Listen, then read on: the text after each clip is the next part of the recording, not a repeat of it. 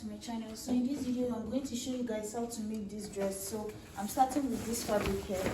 So first thing is that you're going to fold it in form of an A line, like you're cutting an A line. Angle it this way, but when you're trying to angle it, try not to use up the whole width of the fabric. Leave at least 2 inches out at the end here, like by the side there towards the bottom of the dress, because this is going to be the upper part of the dress. This is because the dress has a zip, and the one for the back you're going to extend it all the way to the end, but the one for the front you don't have to push it all the way to the end because it doesn't have any zipper. But the one for the back is where we're going to add our zipper. So let me go ahead and fold mine into 2.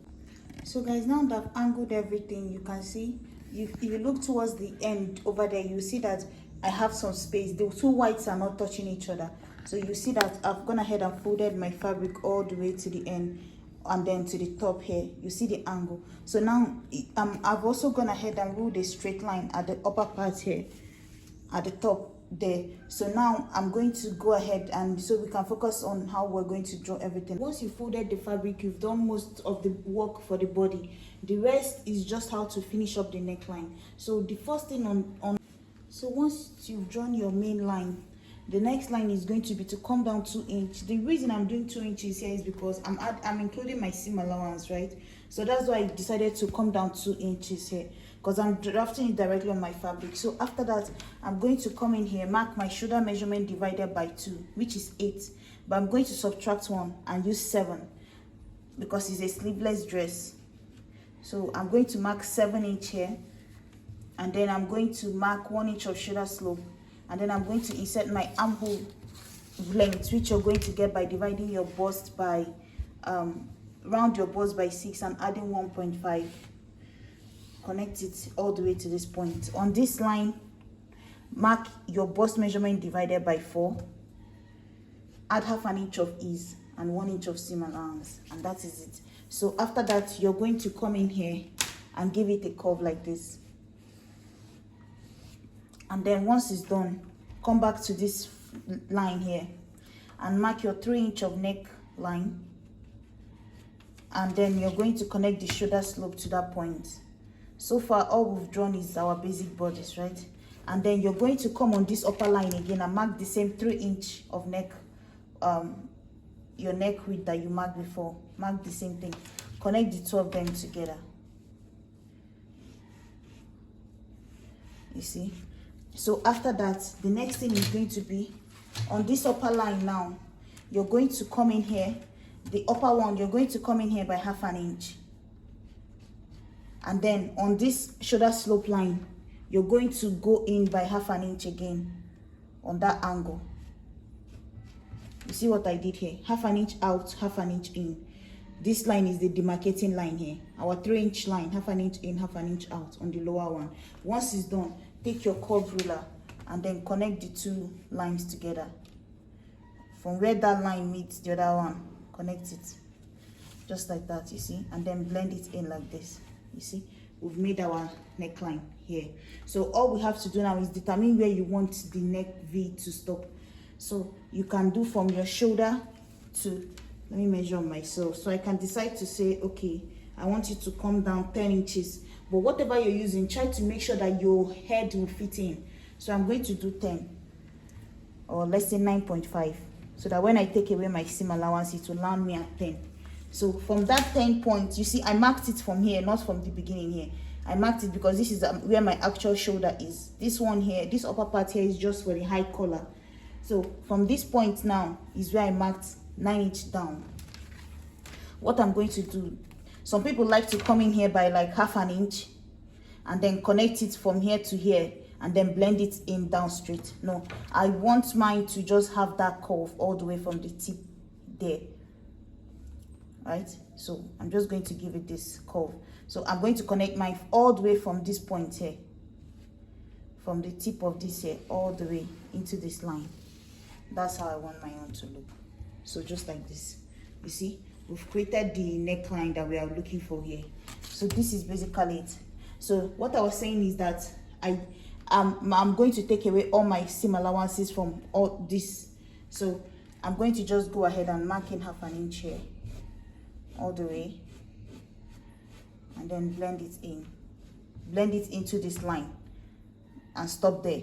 And then the same thing on this one here. I'm not going to mark anything on the neckline. You see, when I marked my half an inch, I just marked it round here and stopped on this same line. I didn't mark anything at the tip here. So that is basically all I have to do. You see, so this is my line here. So I'm going to pull this back up again, so that from here now, you're going to go ahead and connect your line. So from where I marked my bust now, I can go in and blend everything down in. So from this point now, this first line is where I'm going to mark my length from. So the length of my dress, I want it to be 57 plus 1.5. No, I'm just going to do 1 inch of seam allowance, since I've already added 0.5 at the shoulder. So 1 inch of folding the end of my clothes. So that is going to be 58. So I'm going to take it and put my tape on this line, this particular one now, and mark 58 inches all the way down at the end. So I'm going to mark 58 all the way, and then I'm going to connect the side. So watch and see what I'm doing here. So from the side here now, I'm going to blend it in wherever it stops like this. I'm going to blend it like this towards the end of the dress here. So guys, you see what I was saying I did towards the end? I left about 2 inches down here. I didn't move this white hem here to meet this here. But you see, when we go to turn the back now, I will touch, the two of them will touch. So this is my length here. You see where I marked it, 58. That is where my dress stopped. So now I'm going to cut all the way from here, following this white line, blend it into where my own chalk started, into my armhole, and then to the shoulder slope, into the shoulder, and then down to my neckline, right, for the front panel. But the thing is that to the back panel, at the end of your cloth like this, like how we folded it, you're going to take what you cut out from the front and join it to the side, just to widen the fabric more for the back panel. You understand? So you need to widen the back if you want to use the whole width of the fabric for the front alone. But I'm okay with this. I don't want to widen it. So now we are going to, let me show you what we've done. So with this here is what we're going to use to cut the back. So this is okay now. We're going to just get our back panel and place this one on it and cut it in. You see how I folded the back, and then I took my front panel, placed on it. This time around, if you look at the end of my fabric here, over there at the end, you will see that it's touching the end. And then there's just 1 inch exactly on the side. You see where my front panel stops here? You see that the one underneath it has 1 inch at the bottom here. You see all the way going up to our shoulder, to the neck part, right? It went up all the way to this point here. So now we are going to draft what the neckline is going to look like. So just straighten out everything, and then you're going to take your chart here. So I'm going to show you 2 ways of doing this, guys. The simplest way is just to use the front to draft the back. Just trace everything the same. But if you don't want to do it that way, let me show you exactly how you can do it. So if you remove this one now, let me remove my front neckline. So this is where my 2 inch line is. This is the beginning line here, right? So basically how we're supposed to draft it is, remember there's 1 inch coming up from here, which is our zipper allowance. All you have to do is go back in again on this same line, put your shoulder divided by 2. Now we're starting from where it's starting from where the zipper is, right? Shoulder divided by 2, like I said, was 7. Mark it. Mark your 1 inch of shoulder slope. Go down here, insert your armhole, right? I'll just imagine that you've put in your armhole like that. Come up here, just like that. So come back again on this same line, put in your neck 3 inch. Go up here again, put in the same 3 inch here. And then what you're going to do is the same thing we did in front. Connect the 2 together first, and then you're going to mark ½ inch. Connect from here to the shoulder slope. Mark ½ inch out here, and then ½ inch in here. Connect the 2 of them together, right? And then for the back neckline, one thing I like to do is that you're going to come down ½ inch on this part here, just for the neck. Or if you want, you can still keep the straight line, but you don't want it tugging at the back of your neck. So bring it down by ½ inch from where the initial first line is, and then connect it into this point here. So this is going to now be our, so let me say it again. The same thing we did. Shoulder measurement divided by 2 minus 1. Starting from where starting from where the so shoulder inch divided by 2, starting from where our our zipper 1 inch is, you're going to insert it. Remember the front, we started from the end of the dress, but for this one we're starting from here. Insert your shoulder divided by 2 minus 1.